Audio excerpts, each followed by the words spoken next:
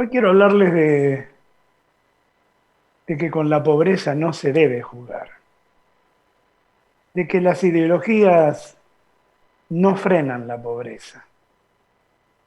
Una pobreza, una pobreza que crece como hongo y entre las nostalgias de las vueltas de los 70 revolotea el aire como aves de rapiña en busca de su presa.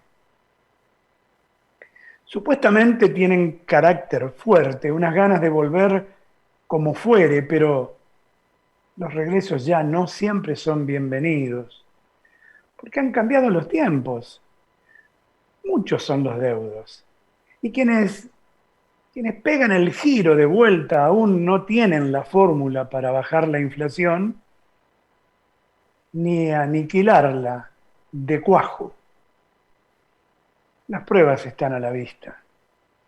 Y por lo tanto lo loable es que se emplee tanto tiempo perdido en auténticos logros como dejar de lado frases que ya no impactan, consignas, dejar emblemas y símbolos. Por favor, vayamos a lo concreto, vayamos a los hechos. Los hechos que enorgullezcan y no nos minen aún más el desolador panorama de marchas interminables detrás de planes cuando todo está para hacerse. Despojados de relatos que, por inconsistentes y vacíos, nos llevaron donde apenas se mantiene el equilibrio. Ahí, a centímetros del precipicio, labrado por los mismos que, en vez de entrar en pánico, siguen haciendo encuestas que los apoltronen en el poder, aunque más no sea reelecciones indefinidas que algunos orgullosos legisladores y gobernadores lo sustentan. Como inmerecido y diría yo vergonzoso premio de astucia, de viveza criolla, de mentira reiterada. Miren, las bravuconadas en el foro o en foros internacionales no suenan como deben. Cuando se ha dejado pasar tantas oportunidades por el capricho lastimoso de complacer a una sola persona, que es la heroína de este teleteatro que lamentablemente no lo escribió un exitoso autor como Alberto Migré, sino es el resultado de una lucha por asegurar impunidad e inmunidad a muchos de los que aplauden sin sentirlo, teniendo en cuenta que no se echa al menos capaz, sino a aquel que las cosas no están como deben serlo. En términos y en forma, sin dobles interpretaciones, ni restantes ni vueltos indebidos.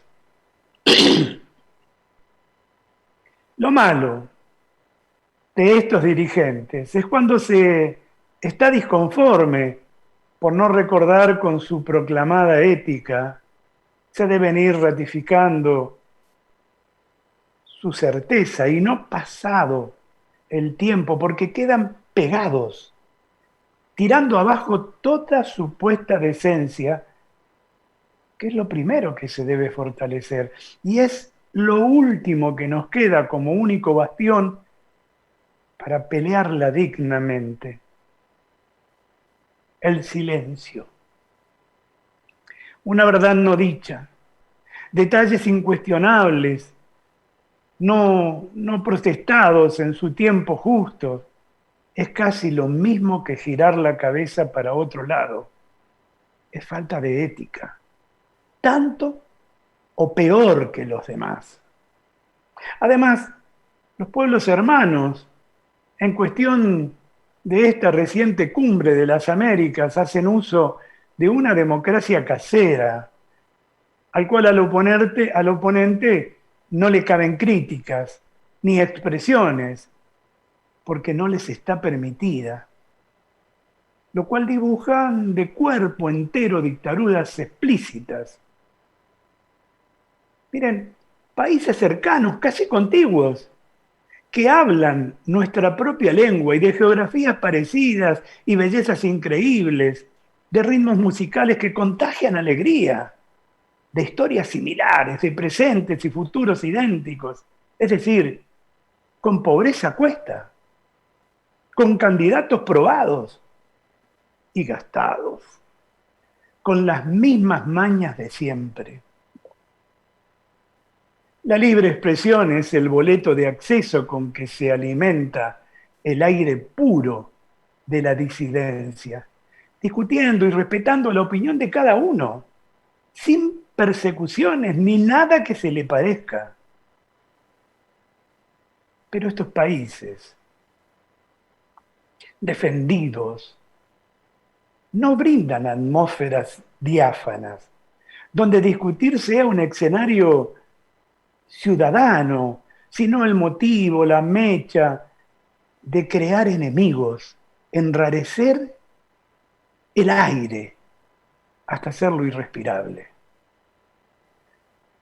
Sucede, sucede que los argentinos no tenemos un aprendizaje y uso de módulos escalonados que nos permita llegar y acceder a nuestros cometidos de república, paso a paso, como debe ser en una incipiente democracia como es la nuestra, que ya está empezando a dejar la adolescencia,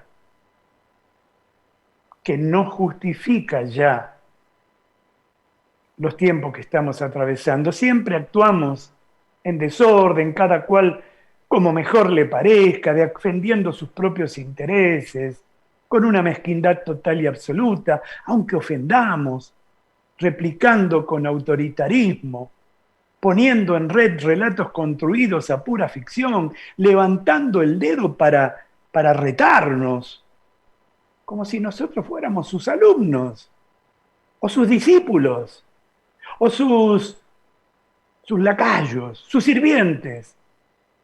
Confunden. Somos los dueños de la democracia, el pueblo es el dueño de la democracia. Esto no se está viendo en estos tiempos. Miren, insisto, ¿no?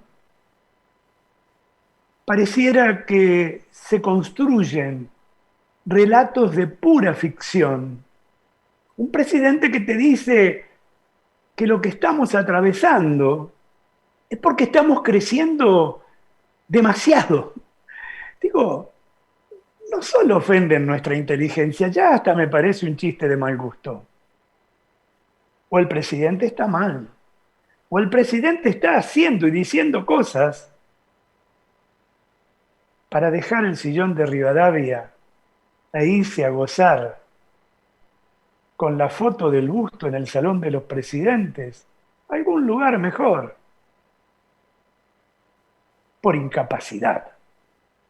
Miren, esto sino en un delirio, en un frenesí, salteamos cada plan redactado, decimos una cosa por otra, aborrecemos por ideologías a un candidato y luego nos peleamos por fotografiarnos, por grabar una escena internacional junto a ellos, como se dio en estos tiempos en el Foro de las Américas, entre Fernández y Biden, su esposa y la esposa del presidente de Estados Unidos, rompiendo todo protocolo para tratar de simular una amistad que no existe, mostrando en el celular la foto del bebé, muy lindo, muy paternal. Si es el asado de los domingos con los muchachos de la cancha. Pero no se compadece con la figura de un presidente que representa una nación que al menos pareciera ser seria.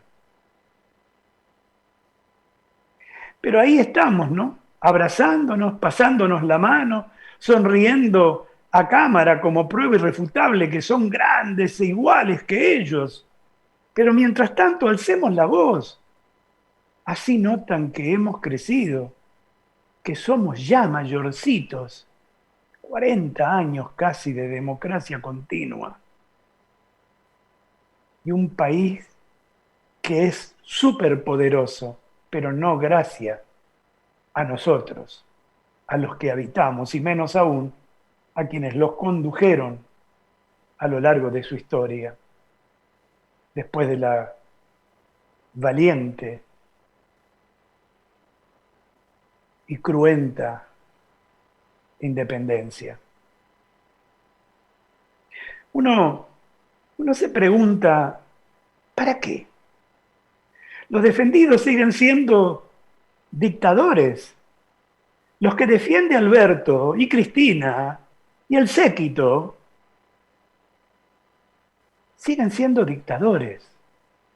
Nosotros seguimos siendo a fuerza de piquetes en una procesión que no cesa, sino que crece por pobreza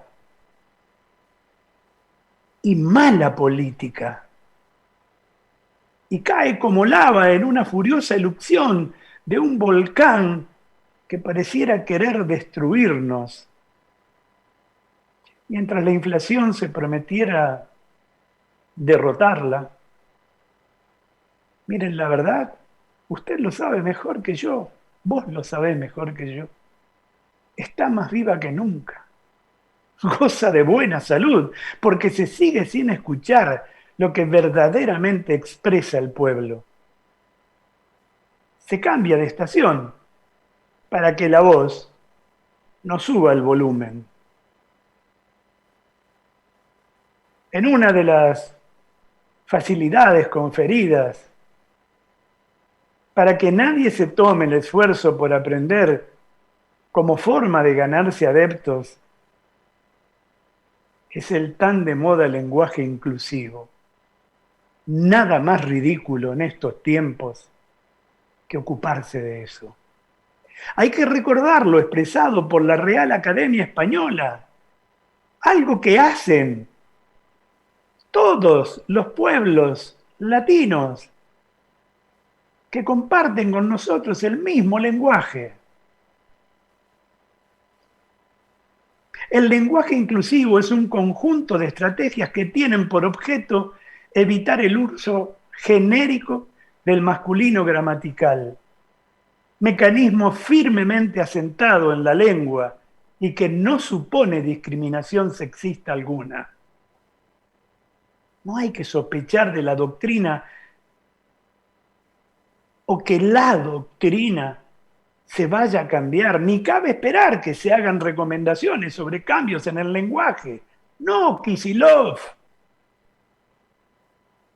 gobernador de la provincia de Buenos Aires, ¿cuántas neuronas le faltan? Y supuestamente uno de los preferidos de la vicepresidente de la República. Y hasta candidato para el 2023. No el único, ¿eh?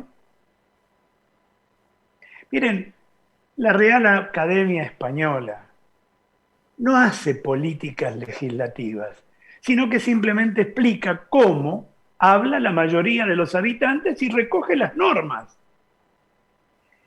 Esto no lo dije yo, lo cito a su director, Santiago Muñoz Machado, que además concluye diciendo, su uso complejiza la lengua tanto como su enseñanza. No contribuye a señalar la igualdad de los sexos, sino que, por el contrario, sugiere la exigencia de una rivalidad, la existencia de una rivalidad y no de un encuentro fundamental y profundo entre ambos.